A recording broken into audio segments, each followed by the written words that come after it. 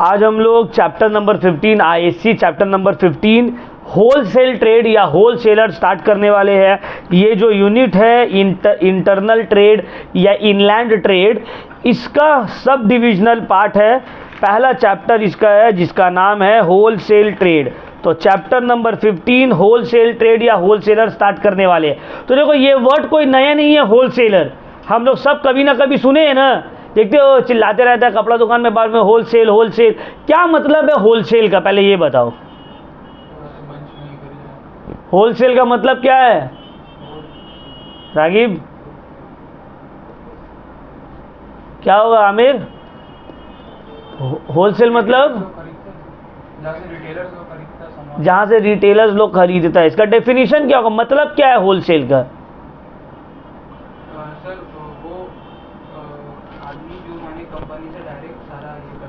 Company से direct. Wholesale trade या wholesale का मतलब है buying and selling in bulk. जब तुम बल्क में सामान को खरीदते और बेचते हो, कश्यप जो बोला था स्टार्टिंग में, उसी को क्या बोलते हैं? होलसेल, है ना। तो होलसेल मतलब जब तुम बल्क में खुदरा खुदरा छुट्टा छुट्टा सामान नहीं ले रहे हो, एक बार में ले रहे हो और बेच रहे हो, तो उसको क्या बोला जाएगा? Wholesale trade. तो wholesale trade means buying and selling of goods and services in bulk. The person who performs wholesale trade is known as a wholesaler।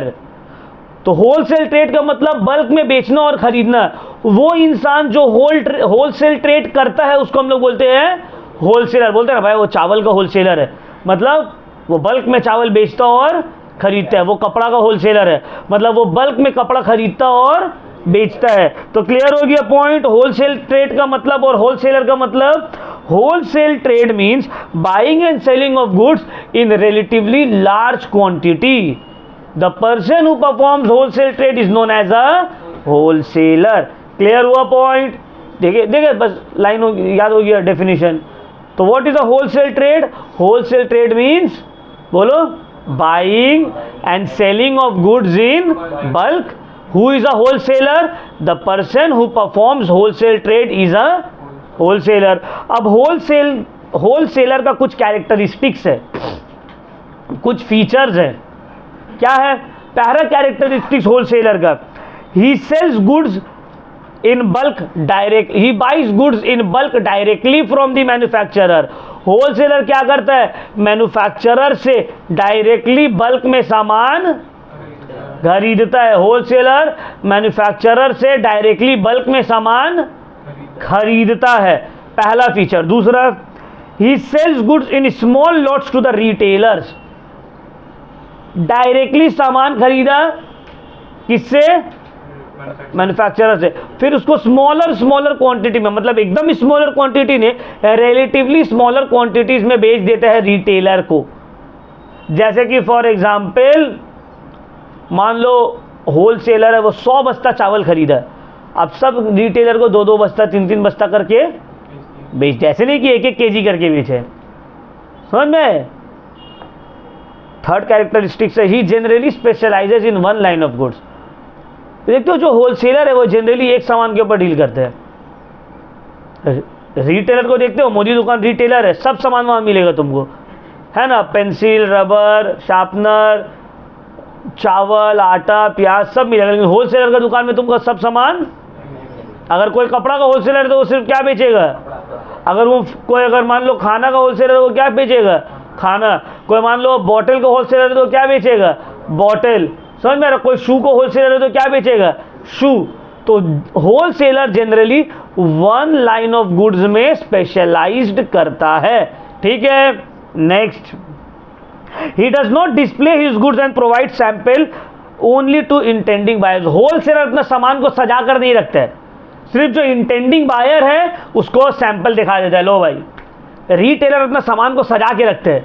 देखते हो Parle G biscuit, good day biscuit, चाटो लेस का packet, चाटो कुरकुरे का packet retailer shop में मिल जाएगा तुमको।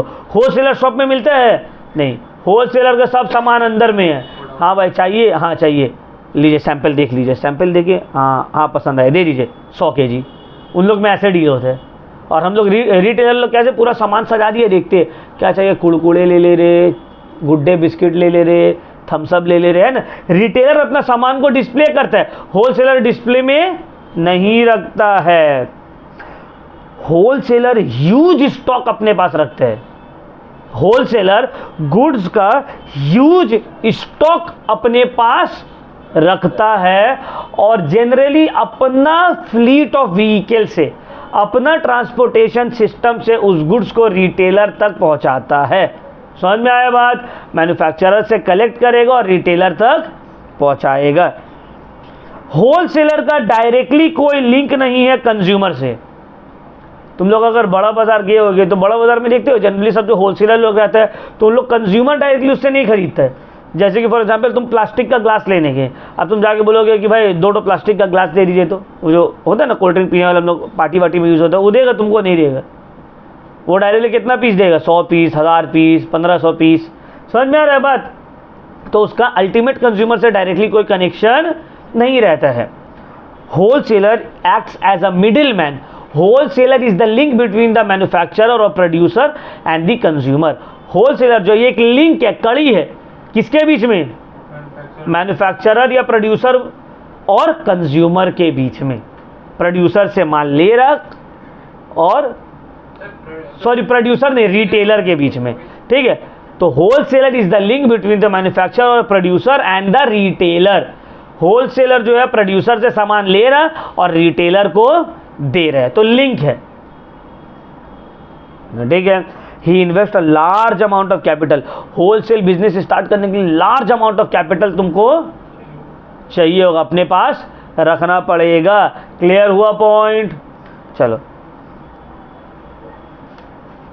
अब आते हैं नेसेसिटी और function of wholesaler. Sir wholesaler का क्या नेसेसिटी है या सर होलसेलर का क्या फंक्शन है, इसको भी तो थोड़ा बता दीजिए। पहला फंक्शन है बाइंग एंड असेंबलिंग। होलसेलर क्या करता है? गुड्स को बल्क में परचेज करता है, बाई करता है और असेंबलिंग का काम अपने पास करता है। मैन्युफैक्चरर क्या करता है? बना के दे दिया। अब होलसेलर उसको असेंबल करेगा, अलग अलग जगह से लाके अपने पास कलेक्ट करेगा, जमा करेगा। ठीक है, वेयर हाउसिंग और स्टोरेज। होलसेलर का अपना वेयर हाउस रहता है या गोडाउन रहता है या स्टोरेज का जगह रहता है। क्यों? मैन्युफैक्चरर बना के गुड्स अपने पास रखता नहीं है, बनाया होलसेलर को दे दिया। रिटेलर भी अपने पास ज़्यादा स्टॉक रखता नहीं है। मोदी वाला क्या 20 बस्ता आटा लगे रखेगा? नहीं, 1 से 2 बस्ता। तो गुड्स को स्टोर करने का जिम्मेदारी किसका है? होलसेलर। तो होलसेलर का दूसरा फंक्शन है वेयर हाउसिंग या स्टोरेज ऑफ गुड्स। तीसरा है डिस्पर्जन।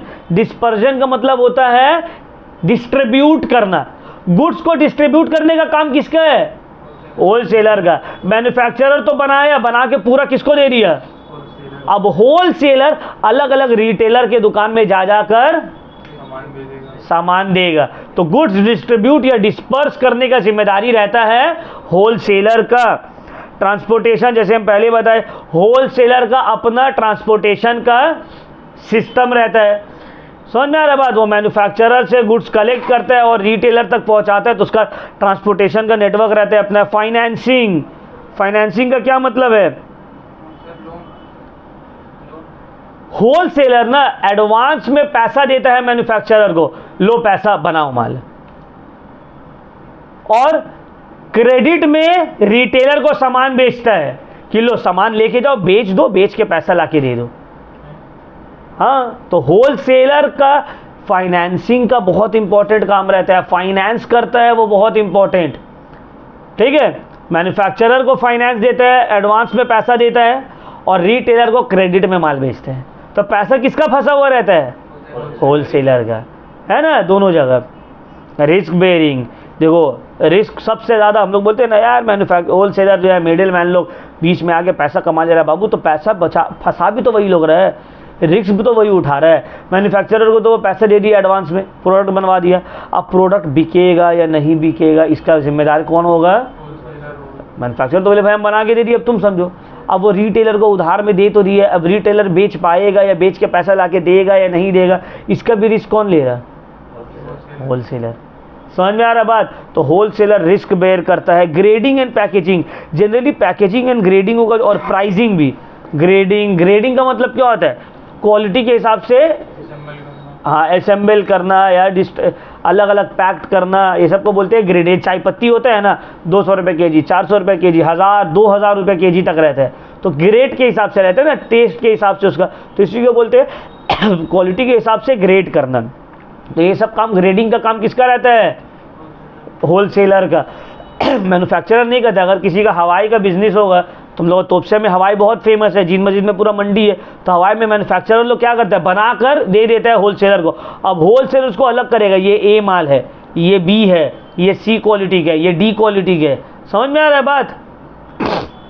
चलो अब आते हैं सर्विसेज ऑफ अ होलसेलर। क्या है? Services of a wholesaler. तो देखो होलसेलर क्या क्या सर्विसेज प्रोवाइड करता है, ध्यान से समझो मेरा बात को। होलसेलर सर बहुत सारा सर्विसेज प्रोवाइड करता है। होलसेलर सर्विसेज प्रोवाइड करता है मैन्युफैक्चरर्स को भी, रिटेलर्स को भी और कंज्यूमर्स को भी। बोलते सर कंज्यूमर को कैसे प्रोवाइड करेगा? सर कंज्यूमर से तो उसका कुछ लिंक ही नहीं है, डायरेक्ट लिंक नहीं, लेकिन इनडायरेक्ट लिंक तो है ना। समझ में आ रहा बात? तो किसको किसको सर्विसेज प्रोवाइड करता है होलसेलर? रिटेलर, कंज्यूमर और मैन्युफैक्चरर। तो एक एक करके पढ़ेंगे सर किसको क्या सर्विसेज प्रोवाइड करता है होलसेलर। तो पहले हम लोग आते हैं मैन्युफैक्चरर्स को क्या क्या सर्विसेज प्रोवाइड करता है। पहला economies of scale. Economies of scale का मतलब होता है मैन्युफैक्चरर को हेल्प करता है रिटेलर्स बल्क में प्रोड्यूस करने में, और जब बल्क में प्रोड्यूस करता है तो कॉस्ट ऑफ प्रोडक्शन हो जाता है कम। हम तुमको एक बड़ा ऑर्डर दे दिए, होलसेलर मैन्युफैक्चरर को एक बड़ा ऑर्डर देता है, वो बड़ा ऑर्डर को बनाने के लिए बड़ा प्रोडक्शन किया जाता है, और जब प्रोडक्शन बड़ा लेवल में होता है तो कॉस्ट ऑफ प्रोडक्शन हो जाता है कम। तो कॉस्ट ऑफ प्रोडक्शन कम होने की वजह से किसको फायदा हुआ? मैन्युफैक्चरर को। ये फायदा कौन करवाया? मैन्युफैक्चरर का, होलसेलर। तो पहला सर्विस समझ में आया, क्लियर हुआ पॉइंट? ठीक है ना। दूसरा डिमांड फॉरकास्टिंग। होलसेलर डिमांड को फोरकास्ट करके मैन्युफैक्चरर को बताता है। अरे वो मैन्युफैक्चरर तो बना रहे हैं सामान, उसको थोड़ी पता है बिकेगा या नहीं बिकेगा। होलसेलर बोलता है कि सुनो बनाओ प्रोडक्ट, ह्यूज क्वांटिटी में बनाओ, डिमांड तुम्हारा प्रोडक्ट का बहुत है, हम जानते हैं। तो डिमांड को फोरकास्ट करके इस कमोडिटी का डिमांड रहेगा या नहीं रहेगा, ज़्यादा रहेगा या कम रहेगा, कौन बताता है? कौन बताता है? बहुत अच्छा। थर्ड है असिस्टेंस इन डिस्ट्रीब्यूशन। क्या मतलब है इसका? गुड्स को डिस्ट्रीब्यूट करने में अलग अलग पार्ट्स में कंट्री का या वर्ल्ड का कौन हेल्प करता है? होलसेलर। मैन्युफैक्चरर अगर मान लो बनाएगा भी वही और बेच भी वही रहे अलग अलग जाके, तो उससे नहीं ना हो पाएगा।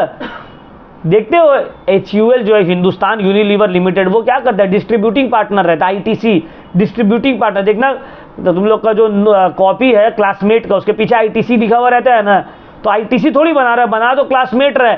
ITC डिस्ट्रीब्यूशन में हेल्प करता है।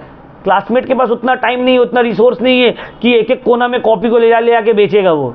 समझ में आया बात? हाँ ऑब्वियसली लेगा,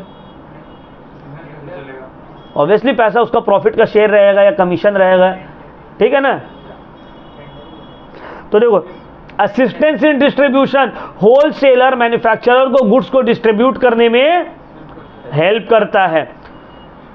फोर्थ है वेयर हाउसिंग फैसिलिटी। मैन्युफैक्चरर को वेयर हाउसिंग फैसिलिटी कौन प्रोवाइड करता है?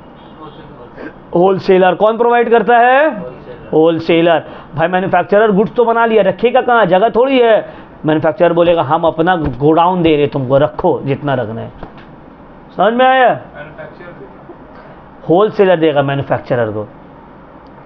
पब्लिसिटी, गुड्स को पब्लिसिटी करने में, एडवर्टीजमेंट करने में होलसेलर हेल्प करता है मैन्युफैक्चरर को।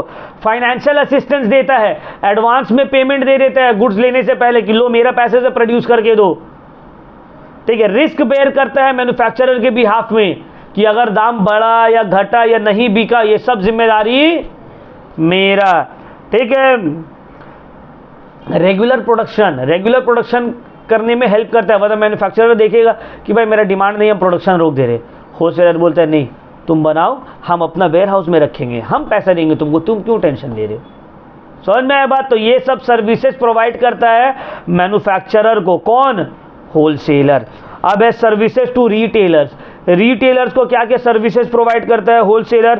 पहला कन्वीनियंट इन बाइंग। देखो रिटेलर तो बल्क में ले नहीं सकता, उसको थोड़ा थोड़ा क्वांटिटी में चाहिए, एक एक बस्ता, दो दो बस्ता।